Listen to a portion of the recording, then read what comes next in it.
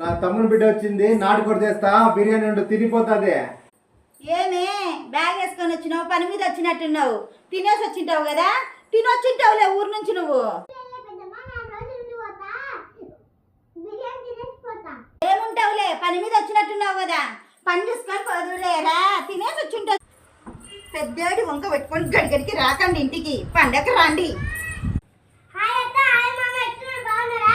అల్లుడు వచ్చిండే ఇంటికి, ఎట్టున్నావు అయ్యా ఓయా. ఏమే 40 కిలోమీటర్ దూరంలో నాటుకోడి అమ్ముతున్నారు, తీసుకురాపో, నా అల్లుడికి చేసి పెడతా బిర్యానీ. చాలా పనులు పోతలే. ఓయే ఊక ఉండు, వస్తావు అట్లా పోతావు, 4 రోజులు ఉండు డాడీ, నువ్వు బిర్యానీ చేస్తా తిందువు.